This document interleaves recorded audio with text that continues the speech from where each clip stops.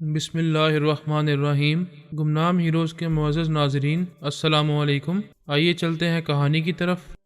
آتما جسم سے نکلنے کے بعد بھٹکتی ہے، کبھی سست رفتاری سے بھٹکتی ہے اور کبھی تیز رفتاری سے پلک جھپکتے ہی دنیا کے ایک سرے سے دوسرے سرے تک پہنچ جاتی ہے۔ نارنگ ذرا تیز رفتاری سے بھٹک رہا تھا، کوئی ایسا صحت مند جسم تلاش کر رہا تھا جو خوب رو اور پرکشش بھی ہو اور جو کسی بھی ٹیلی پیتھی جاننے والے سے تعلق نہ رکھتا ہو۔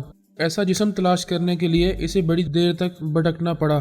پہلے اس نے سوچا قبرستان کی طرف جائے گا، پھر اس نے سوچا نہیں، اس سے پہلے وہ ایک قبرستان میں مردہ جسم کے اندر گیا تھا جسے دفن کیا جا رہا تھا۔ اس کے جسم میں جانے کے بعد پتا چلا وہ ایک بہت بڑا مجرم ہے۔ اس کے اندر رہ کر اسے بہت مشکلات کا سامنا کرنا پڑا تھا۔ پھر اس نے سوچا کسی اسپتال میں جانا چاہیے، لیکن یہ بھی نادانی ہوتی۔ اسپتال میں مریض ہوتے ہیں۔ اس کے دماغ میں بات آئی وہاں سے دور کسی بڑے امیر کبیر گھرانے میں جائے جہاں لوگ خوشحال ہوں اور صحت مند بھی ہوں۔ وہ بھٹکتا ہوا ایک ایسے ہی گھرانے میں پہنچ گیا۔ وہاں ابھی ایک صحت مند نوجوان کی موت واقع ہوئی تھی۔ وہ نوجوان صحت مند تھا لیکن کچھ بیمار سا تھا۔ اب وہ کس قسم کا بیمار تھا یہ نارنگ معلوم نہیں کر سکتا تھا۔ جب تک اسے کسی جسم کا دماغ نہ ملتا اس وقت تک وہ خیال خوانی کر کے کسی کے اندر پہنچ کر معلومات حاصل نہیں کر سکتا تھا کہ اس گھر کے لوگ کیسے ہیں، کیا خیالات رکھتے ہیں اور مرنے والا اپنی زندگی میں کیسا تھا اور اس کی موت کیوں واقع ہوئی تھی۔ یہ سب کچھ معلوم کرنے کے لیے خیال خوانی ضروری تھی اور خیال خوانی کے لیے ایک دماغ لازمی تھا، یہ اس کی مجبوری تھی۔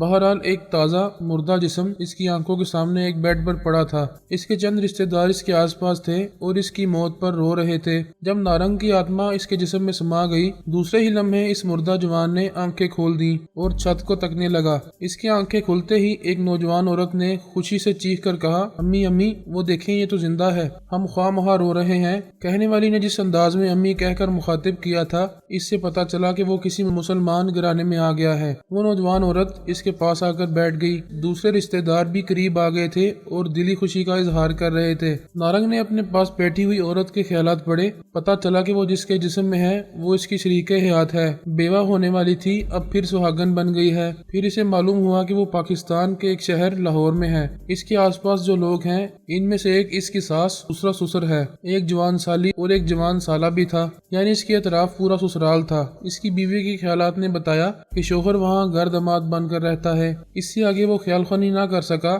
اسے اچانک تکلیف محسوس ہونے لگی۔ کچھ ایسا لگ رہا تھا جیسے جسم کے اندر اینٹھن سی ہو رہی ہو اور بدن کے اندر ایسی جلن ہو رہی تھی جیسے انگارے دہک کر بجھ رہے ہوں۔ اس تکلیف کے باعث اس کی دماغی توانائی کچھ کمزور ہو گئی تھی۔ اب وہ خیال خوانی کے قابل نہیں رہا تھا۔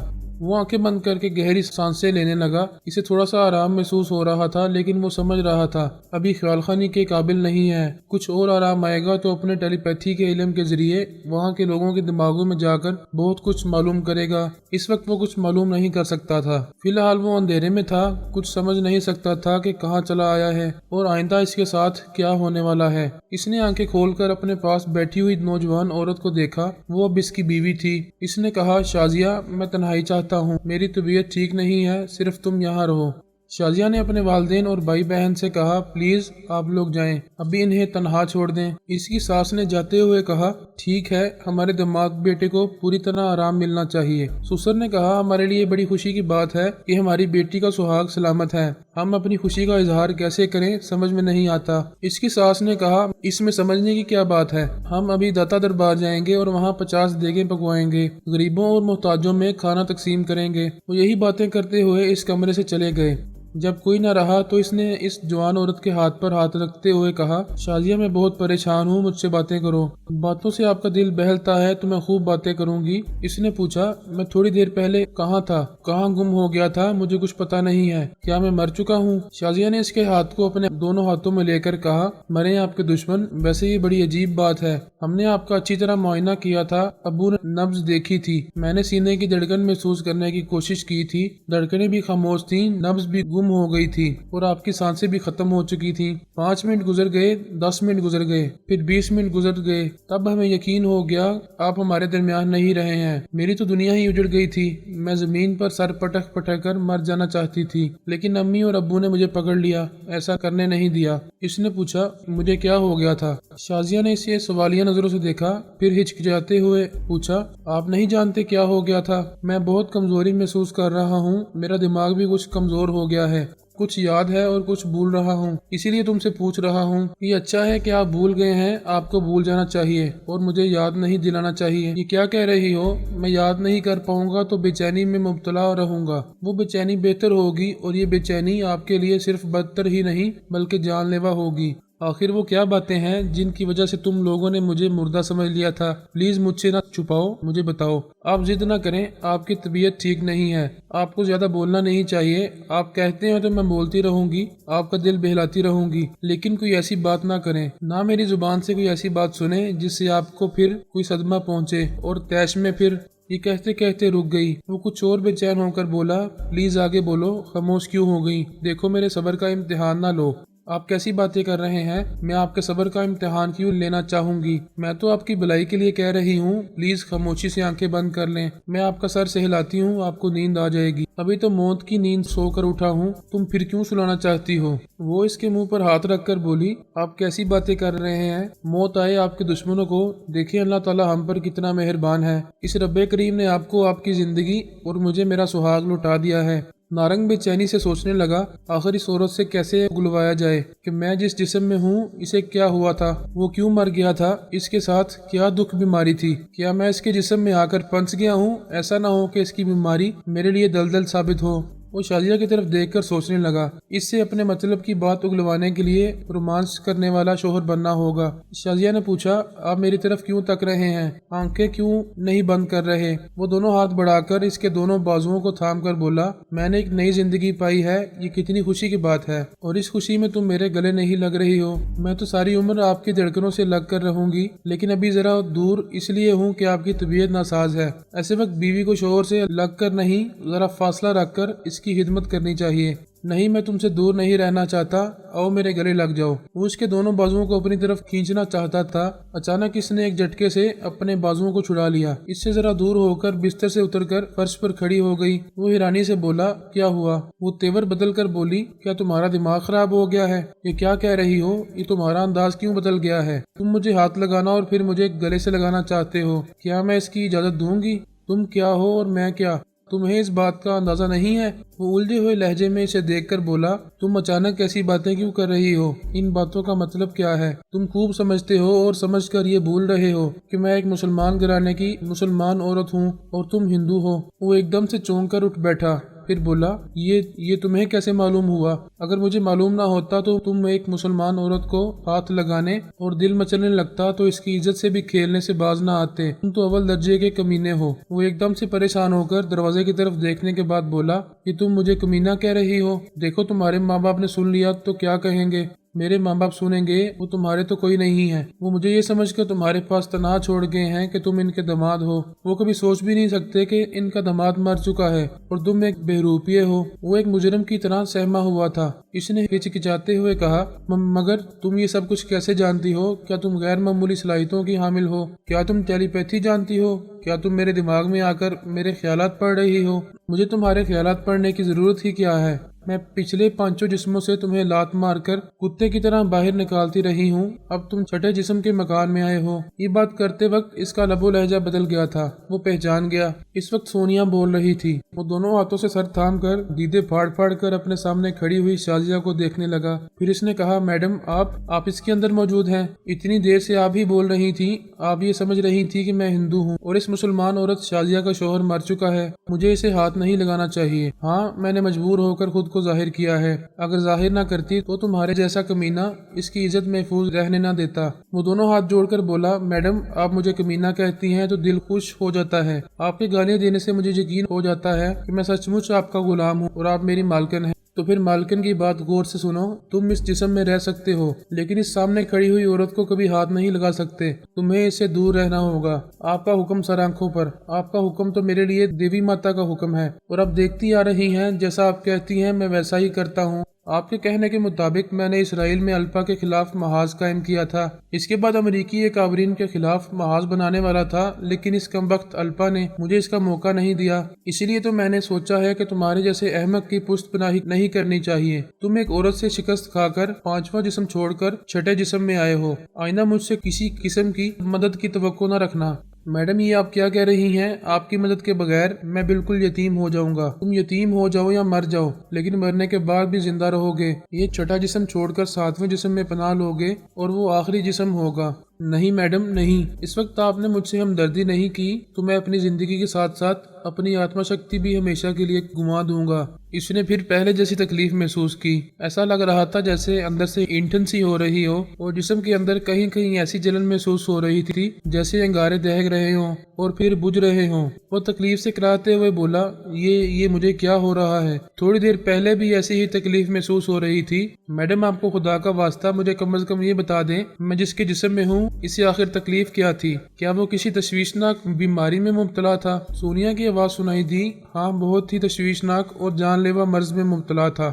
یہ تمہاری بدقسمتی ہے، تم بھٹکتے ہوئے اس جسم میں آ گئے ہو۔ یہاں تم زیادہ عرصے تک نہیں رہ سکو گے، رہنا چاہو گے تو اس کی تکلیف کو زیادہ عرصے تک برداشت نہیں کر پاؤ گے، مجبور ہو کر کسی نہ کسی دن تمہیں یہ جسم چھوڑنا پڑے گا۔ پلیز مجھے یہ بتائیں کہ یہ کس قسم کا مریض ہے؟ اسے کیا ہو گیا تھا؟ کیا ہو گیا تھا نہیں کیا ہو رہا ہے؟ وہ مریض تو چل بسا ہے، لوگ مر جاتے ہیں، ان کے جسم سے روح تو نکل جاتی ہے لیکن ان کا مرض اسی جسم میں رہ جاتا ہے اور تم نے اس جسم میں آ کر اس مرض کو گلے لگا لیا ہے۔ او بھگوان، آخر میں کیوں اس طرح مصیبت میں پھنس جاتا ہوں؟ پلیز میڈم مجھے بتائیں اسے کیا مرض تھا؟ میرا مطلب ہے کیا مرض ہے؟ سونیا نے کہا، یہ سن کر تم پر بجلی گرے گی کہ تم بلڈ کینسر میں مبتلا ہو گئے ہو۔ اس پر ایک دم سے سکتہ طاری ہو گیا، وہ دیدے پھاڑ پھاڑ کر سامنے والی دیوار کو تکنے لگا، سوچنے لگا کیا میں اس جسم میں رہ کر بلڈ کینسر کے عذاب سے گزرتا رہوں یا مجھے اس جسم کو فوراً چھوڑ دینا چاہیے؟ سونیا نے کہا، میں تمہارے خیالات پڑھ رہی ہوں اور تم سے پوچھ رہی ہوں، اس کو اتنی جلدی چھوڑ کر ساتویں جسم میں جاؤ گے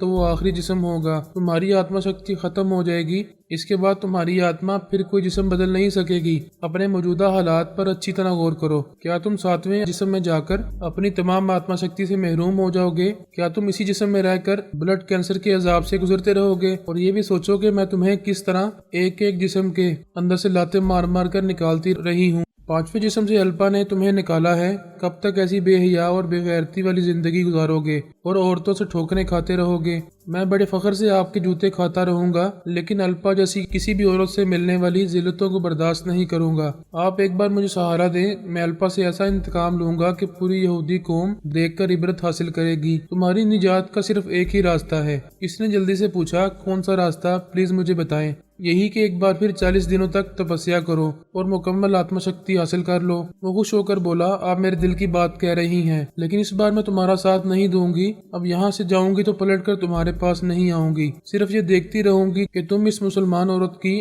عزت رکھ رہے ہو یا نہیں۔ اگر تم نے اسے ہاتھ بھی لگایا تو تمہیں چھٹے جسم سے ساتویں جسم میں پہنچاؤں گی، پھر ساتویں جسم سے نکلنے پر مجبور کروں گی تو تمہارے پاس اتنی آتما شکتی نہیں رہے گی پھر کسی جسم میں داخل ہو کر اس دنیا میں رہ سکو۔ میں اس عورت کو کبھی ہاتھ نہیں لگاؤں گا، آپ مجھ پر اتنی مہربانی کریں، اس چھٹے جسم میں رہ کر تپسیا کرنے کا موقع دیں۔ تم اس جسم میں رہ کر تپسیا نہیں کر سکو گے، یہ بیمار جسم ہے، تمہاری تپسیا بار بار بھنگ ہوتی رہے گی اور تم بار بار ناکام ہوتے رہو گے۔ آپ درست کہتی ہیں، میں ساتویں جسم میں جا کر تپسیا کروں گا، آپ مجھے اس کا موقع دیں گی نا؟ میں تو تمہیں تپسیا کرنے کا موقع دوں گی لیکن اس بات کی ذمہ داری نہیں لوں گی کہ الپا کو تمہارا سراغ لگانے سے روکتی رہوں، وہ ضرور تمہیں تلاش کر رہی ہوگی۔ وہ پریشان ہو کر اپنے سر کو دونوں ہاتھوں سے تھام کر کہنے لگا، میں کس مصیبت میں پھنس گیا ہوں؟ آپ مجھ پر مہربانی کر رہی ہیں لیکن وہ دشمن عورت کبھی مجھ پر مہربان نہیں ہوگی، مجھے تو ساتویں جسم سے بھی باہر آنے پر مجبور کرے گی، پھر میں اس دنیا سے ہمیشہ کے لیے نابود ہو جاؤں گا۔ یہی نارنگ کی خوش فہمی تھی کہ وہ ہمیشہ ایک جسم سے دوسرے جسم میں جا کر نئی نئی زندگیاں، نئے نئے جسم حاصل کرتا رہے گا اور روز آخر تک زندہ رہے گا، کبھی نہیں مرے گا۔ جب کوئی کہتا ہے ہستی کو کہ ہستی خوب ہے، اس کی غفلت پر فنا اس وقت ہستی خوب ہے۔ نارنگ ایک نیا جسم حاصل کرنے کے بعد پلنگ پر بیٹھا ہوا تھا، اس کے سامنے بستر کے قریب مرنے والے کی بیوی شازیہ کھڑی ہوئی تھی۔ سونیا شازیہ کو غائب دماغ بنا کر اس کی زبان سے بول رہی تھی۔ اس کی ایک ہی بات نارنگ پر بجلی بن کر گری تھی کہ اس بار وہ ایک بلڈ کینسر کے مریض کے جسم میں داخل ہو گیا ہے۔ شازیہ پلنگ کے سرے پر آ کر پہلے کی طرح بیٹھ گئی۔ سونیا اس کے دماغ کو آزاد چھوڑنے سے پہلے اس کی سوچ میں بولی، میرا سر چکرا گیا تھا۔ اس نے یہ کہتے ہی اس کے دماغ کو ڈھیل دی، وہ غائب دماغ تھی اب حاضر ہو گئی۔ اس کے ذہن کو ہلکا سا جھٹکا لگا تو اس نے سوچا، میرا سر ذرا سا چکرا گیا تھا، اس نے سر اٹھا کر اپنے شوہر یعنی نارنگ کو دیکھا، پھر پوچھا اب اٹھ کر کیوں بیٹھ گئے ہیں؟ آپ کو آرام سے لیٹے رہنا چاہیے۔ نارنگ نے شازیہ کو سوالیہ نظروں سے دیکھا، پھر سمجھ گیا کہ سونیا نے اس کے دماغ کو آزاد چھوڑ دیا ہے۔ اب وہ غائب دماغ نہیں ہے، اس لیے شازیہ کا لب و لہجہ سنائی دے رہا ہے اور سونیا خاموش ہو گئی ہے۔ یہ پتہ نہیں کہ چلی گئی ہے یا چپ چاپ شازیہ کے دماغ میں موجود ہے۔ اس نے سونیا کو مخاطب کرنے کے لیے خیال خانی کی پرواز کی،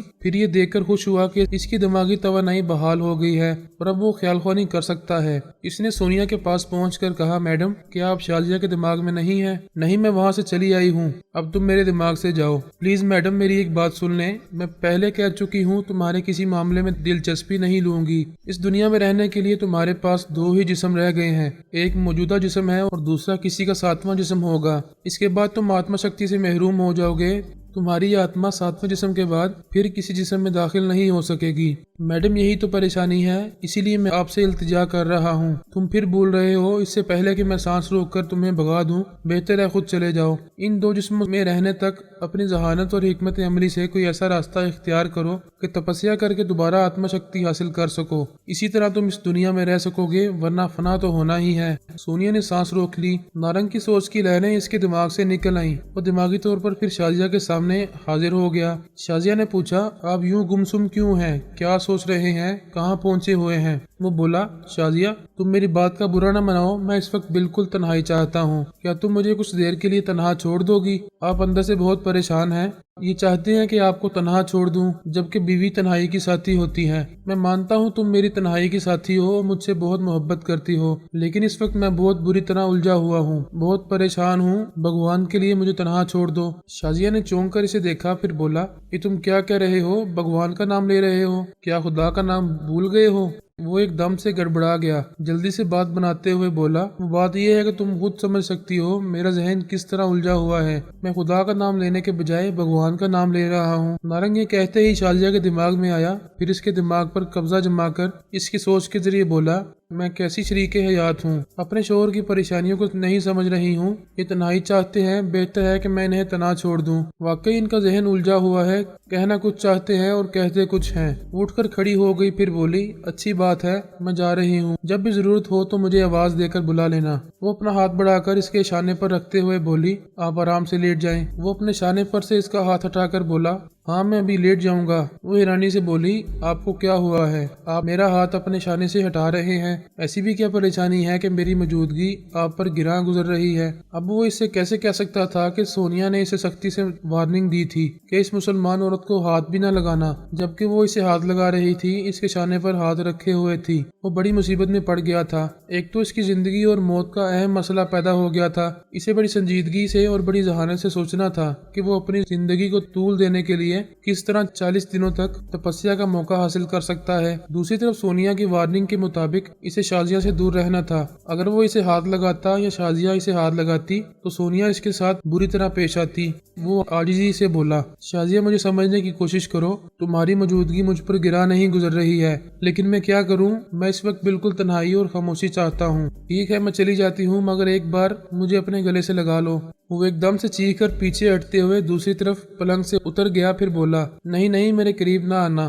شازیہ حیرانی اور پریشانی سے اسے دیکھ رہی تھی، پھر اس نے پوچھا، یہ کیا پاگل پن ہے؟ آپ ایسے بھاگ رہے ہیں جیسے میں آپ کی بیوی نہیں کوئی زہریلی ناگن ہوں، آپ مجھے گلے لگائیں گے تو میں آپ کو ڈس لوں گی۔ وہ پریشان ہو کر بولا، نہیں بھگوان خدا، اے خدا میں کیا کروں، شازیہ کو کیسے سمجھاؤں؟ وہ شازیہ کو کیا سمجھاتا؟ شازیہ اسے حیرانی اور پریشانی سے دیکھ رہی تھی اور کہہ رہی تھی، اوہ میں بھول گئی، ڈاکٹر نے کہا تھا کہ وقت پر آپ کا تمام خون تبدیل نہ کیا گیا تو اس زہریلے خون کا اثر دماغ تک پہنچے گا، اور میں دیکھ رہی ہوں کہ ایسا ہی کچھ ہو رہا ہے۔ میں بھی ڈاکٹر سے فون پر بات کرتی ہوں، اگر یہاں خون کی تبدیلی کا انتظام نہ ہو سکا تو میں آپ کو کسی بھی پہلی فلائٹ سے لندن لے جاؤں گی۔